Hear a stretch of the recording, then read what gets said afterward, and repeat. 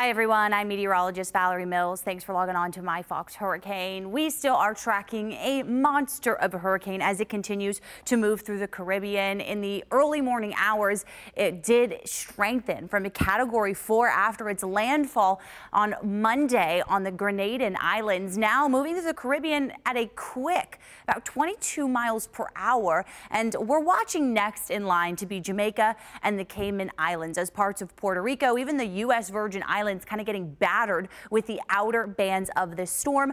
A little bit of good news. The 11 o'clock advisory slightly, and I mean slightly, weakened this storm. Our peak winds went from 165 to 160 miles per hour, and the pressure, that climbed just a little bit. The lower the pressure, that's a stronger storm. So even though these are subtle changes, it is good news. It does mean that this storm has reached its peak and should start to weaken, though it is expected to still maintain major hurricane status as it approaches the island of Jamaica. Now, at this point, a landfall looks pretty likely tomorrow, and if it doesn't make landfall on Jamaica, it will batter the island with pretty strong and intense surge from this storm, as even if it doesn't make a direct hit to Jamaica, it'll skirt kind of just to the south of it. And so the island will kind of get hit with the worst side of the storm, expecting surge maybe up to 3 and 5 feet, along with those hurricane force winds to continue all day on Wednesday,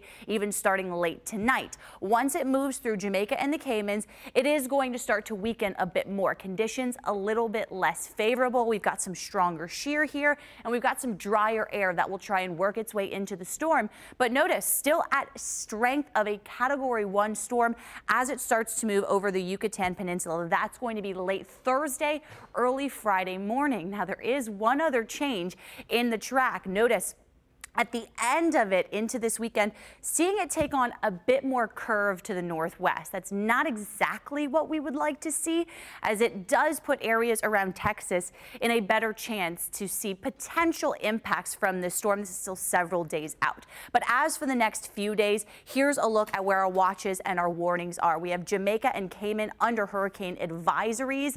The Dominican Republic and Haiti, they're going to be dealing with more of those tropical storm force conditions. Here's a look at where that system is now, the wind field around it. That's where we're expecting really all of the strongest winds. So watch as this model really takes it right over Jamaica as it continues to batter other parts of Hispaniola and the Caymans with those hurricane force winds. So that does look pretty likely here. So regardless of landfall or not, it's going to be bringing some pretty big impacts to those areas later tonight through Wednesday. Conditions then improving Thursday, Friday as it moves out of Jamaica, starts to creep into parts of the Yucatan and the Gulf of Mexico. Then we get a little bit more of a question mark, as will this storm be able to ride up and around this ridge of high pressure that has been generally steering it to the west?